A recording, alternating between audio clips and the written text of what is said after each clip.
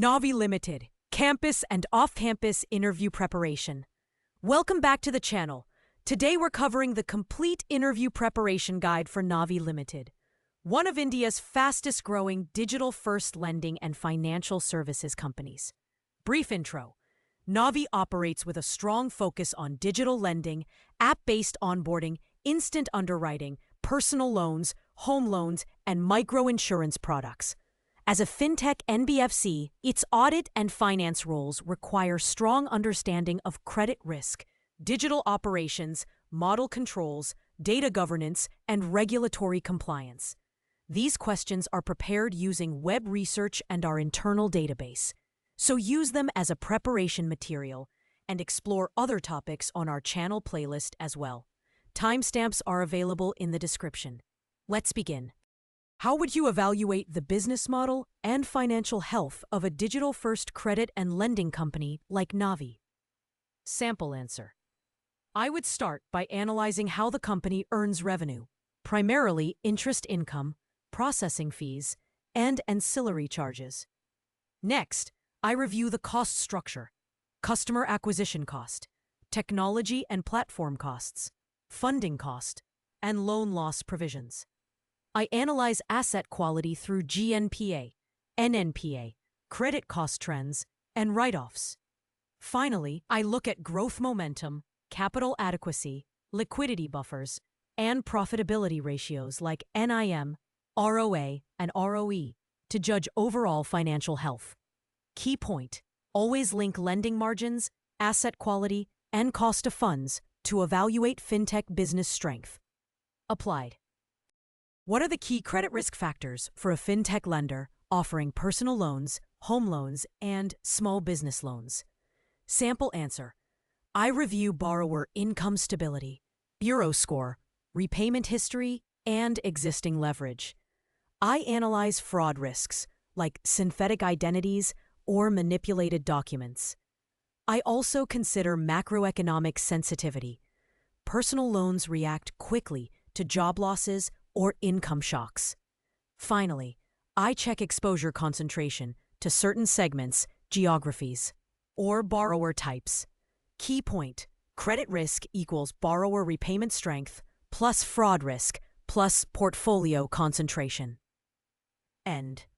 How do you assess the reliability of digital loan origination data and underwriting decisions? Sample answer. I check whether all data flows, from the app to the underwriting engine, are system-controlled and accurate. I test input validation, mandatory field checks, timestamp integrity, and audit trails. I also verify sample cases manually to ensure that underwriting rules are consistently applied. Key point: digital origination must have strong input validation and stable, rule-based underwriting. End. What procedures would you follow to audit KYC and AML controls in an app-based lending platform? Sample answer. I test Aadhaar PAN verification controls, face match or liveliness checks, and blacklist screening. I review AML monitoring themes such as suspicious behavior or rapid loan churn. I also validate whether KYC documentation is stored securely and with correct timestamps. Key point: KYC AML audits focus on identity verification, monitoring, and secure storage. How do you verify electronic document submissions? Identity, address, income proof for loan disbursement. Sample answer. I test whether documents are encrypted, timestamped, and linked to the correct applicant ID. I verify that OCR, or image recognition tools, correctly extract data. I also match key details, PAN, name, address, with bureau and third-party data sources. Key point: document audit checks authenticity, data extraction accuracy, and proper tagging. What steps would you take to audit disbursement and fund flow for digital loans processed through banking rails? Sample answer. I reconcile loan sanction records with actual disbursement entries. I match UTR, IMPS, NEFT transaction IDs with disbursed amounts. I also verify whether funds were credited to the intended borrower's bank account. Key point: disbursement audit must link sanction, payment rail, borrower's bank account. End. How do you test compliance with applicable regulations for lending, collections, and interest rate disclosures? Sample answer: I review loan agreements to ensure interest rate and APR disclosures are clearly presented. I check that collections are done through permitted channels and without coercive practices. I also validate compliance with RBI's Digital Lending Guidelines and Fair Practices Code. Key point: regulatory audits focus on transparent pricing and compliant collection practices. What controls must be reviewed to prevent fraud or identity theft in a digital lending environment? Sample answer: I verify device fingerprinting, IP tracking, OTP validation, and facial recognition. I check duplicate application detection and bureau enquiry frequency. I also test fraud alerts generated by the system for abnormal behavior. Key point: strong identity, device, and behavioral analytics controls are essential. How do you audit interest income recognition and provisioning under IFRS IND AS for a fintech lender? Sample answer: I test effective interest rate (EIR) calculations and compare interest accrued versus actual repayments. I verify that NPAs stop accruing interest as per norms. For provisioning, I'll validate staging, Stage 1, Stage 2, and Stage 3, and ECL model assumptions. Key point: interest and provisions must reflect EIR rules and accurate staging of the portfolio. End. What procedures would you perform to evaluate borrower classification, standard, delinquent, NPA, in a rapidly scaling loan book? Sample answer: I examine overdue days, DPD, repayment history, and restructuring flags. I check automation accuracy in day past due calculations. I also assess consistency of tagging across platforms and accounting systems. Key point: classification audit is driven by accurate DPD calculation and system consistency. Abarita. How do you audit the company's credit scoring, underwriting models used for loan approvals? Sample answer: I begin by understanding model inputs, bureau score, income, device data, spending behavior. I test the model logic using historical data sets. I also check governance policies, validation frequency, override controls, and documentation. Key point: model audit checks input integrity, algorithm consistency, and governance controls. What steps would you take to audit collections, repayment tracking, and automated EMI deductions through NACH e-mandates? Sample answer: I reconcile NACH files, mandate approvals, and actual debits. I'll test failed transactions and review retry logic. I also verify whether customer communication for failures is accurate and timely. Key point: collections audit equals mandate accuracy plus debit reconciliation plus failure analysis. Scenario: early defaults have increased sharply in new accounts. How would you investigate? Sample answer: I analyze borrower profiles for patterns, geography, device type, income segment. I check whether underwriting rules changed recently. I also review KYC quality, onboarding funnel, and potential fraud clusters. Finally, I examine whether disbursement or verification steps were bypassed. Key point: investigate borrower patterns, model changes, and fraud indicators. How do you audit revenue from non-interest income? Late fees, processing charges, advisory fees. Sample answer: I verify system-generated fee triggers and match them with loan events. I reconcile collected fees with customer account statements. I also check whether fees comply with regulatory limits and are disclosed clearly.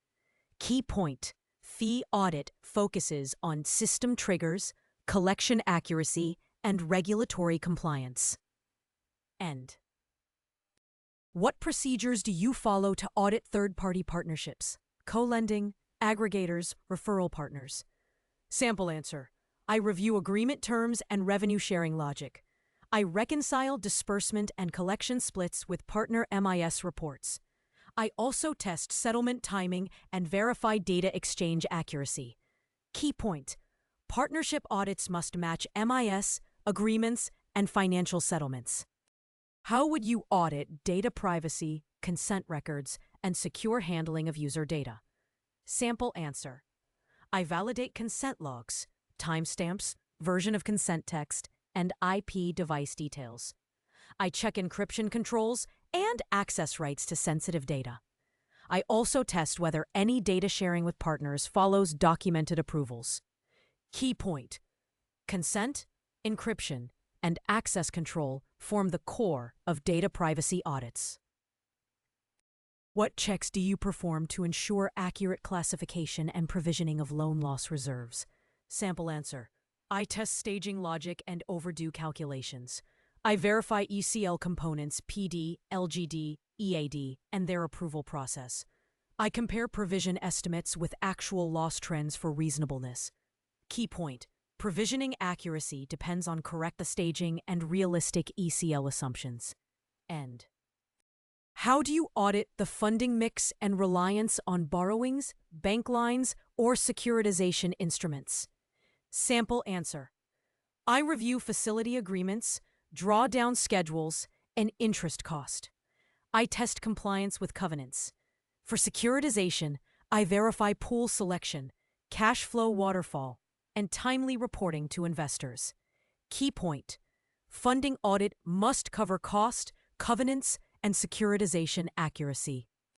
What procedures would you carry out to test liquidity risk and ALM in a fintech lender context? Sample answer. I examine maturity buckets for assets versus liabilities. I check early repayment rates, prepayment assumptions, and stress scenarios. I also validate liquidity buffers maintained for unexpected default spikes. Key point: ALM testing focuses on maturity gaps, stress tests, and liquidity cushions. How would you audit reconciliation between digital platform records and core accounting system entries? Sample answer. I trace every loan record from platform logs to the general ledger.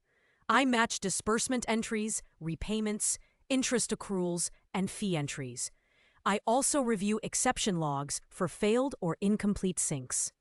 Key point: reconciliation must ensure platform data and books of accounts are fully aligned. What controls should be in place to ensure correct charge-off and write-offs for non-performing accounts?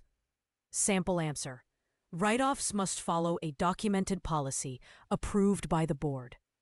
I check that the system blocks further interest accrual once the account reaches NPA status.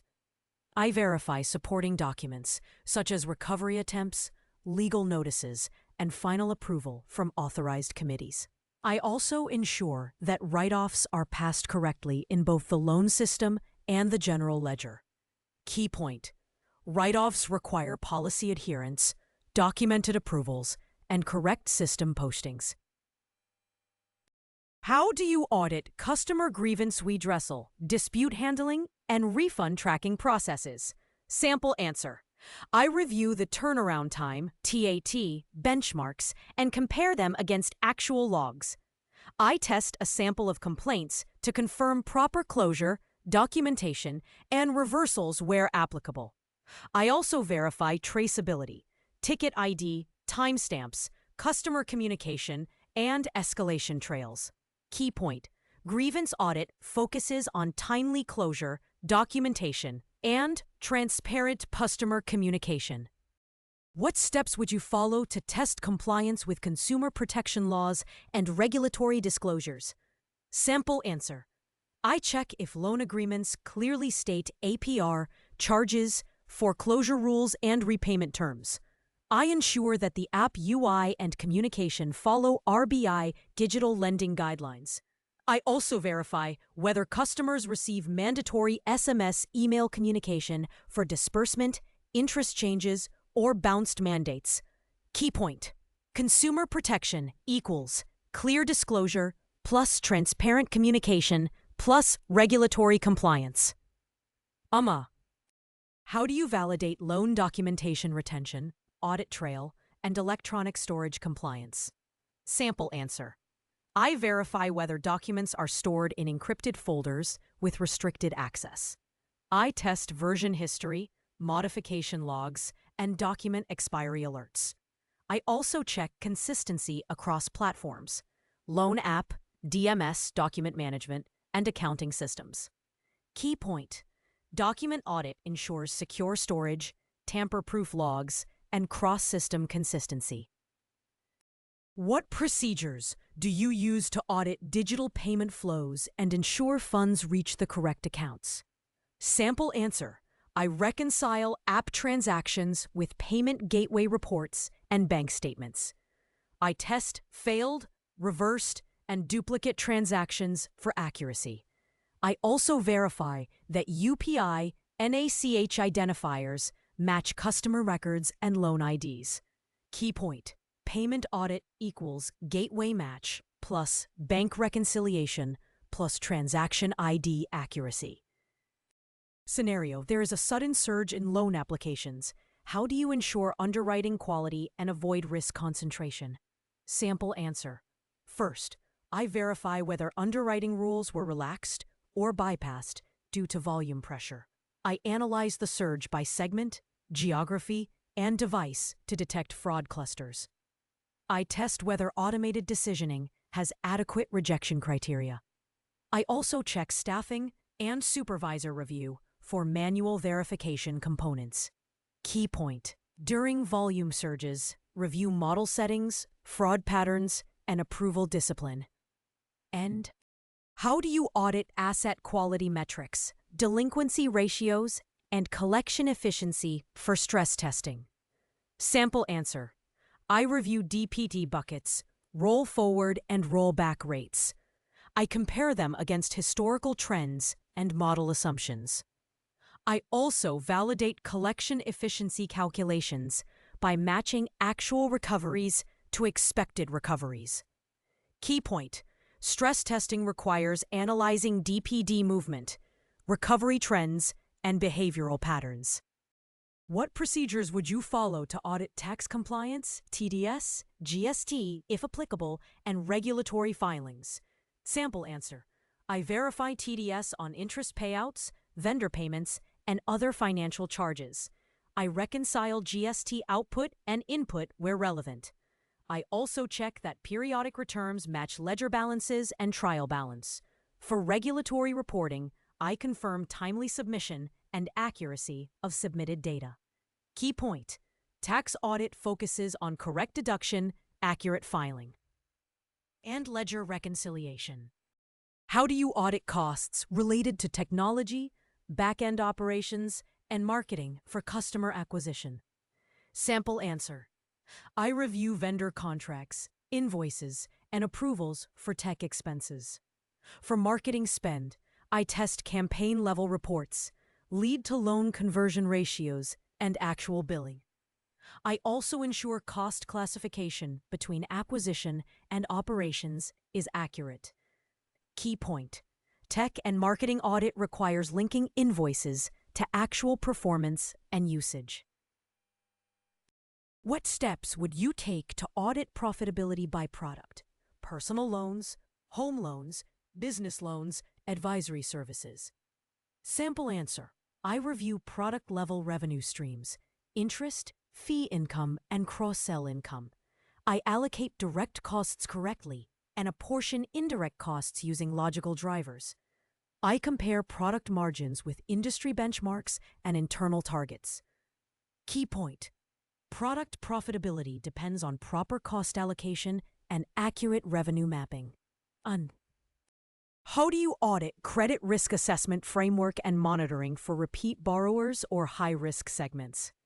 Sample answer. I examine whether bureau updates, income checks, and behavioral scoring are refreshed for repeat borrowers.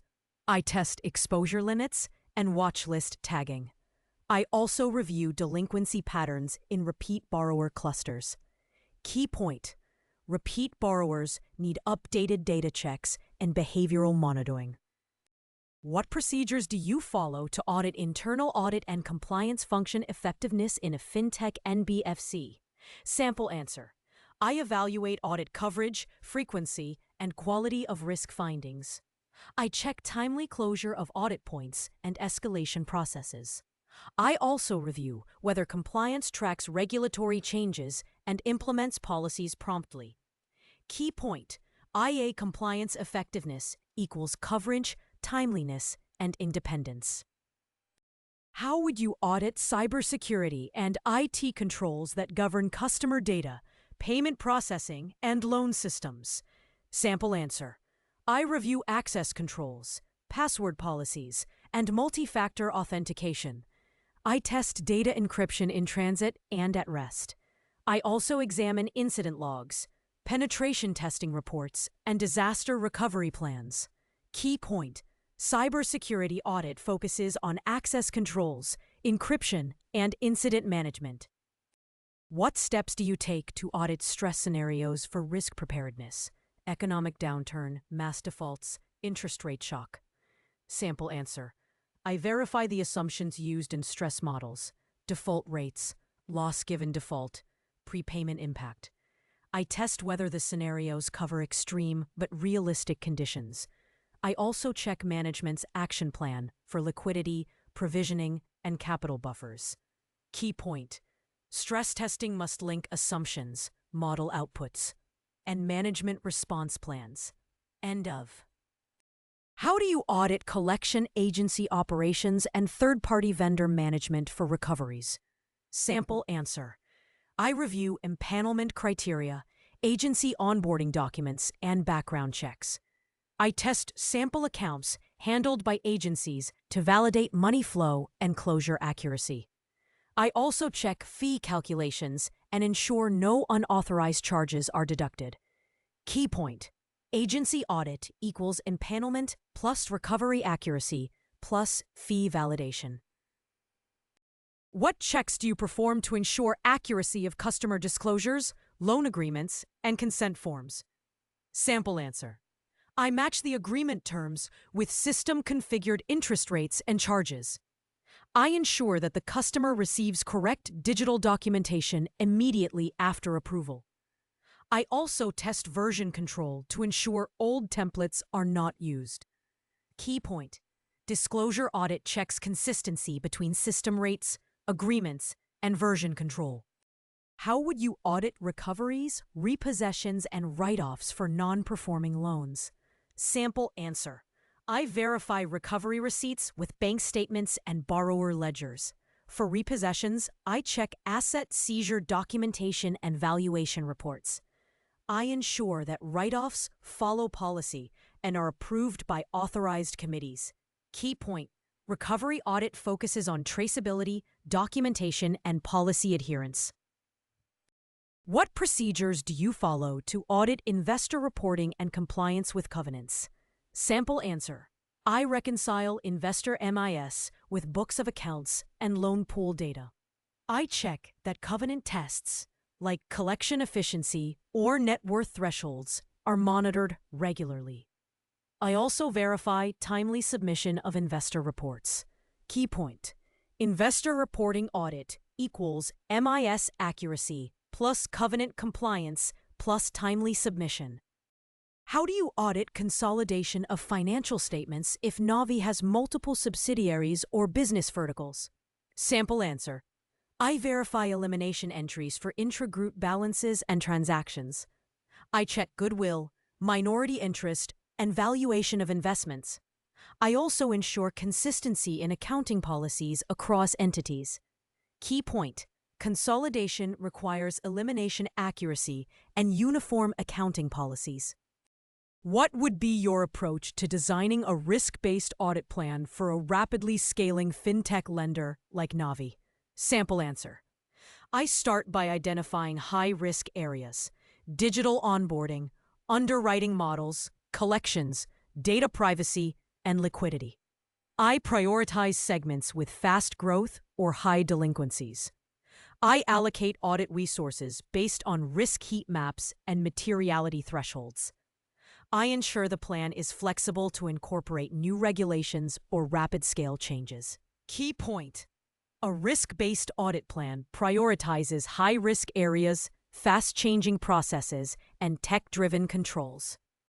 Thank you for watching, and if you liked our video, kindly press the like button and leave us a comment. This will help us reach a wider audience. Don't forget to check the playlist for more great learning.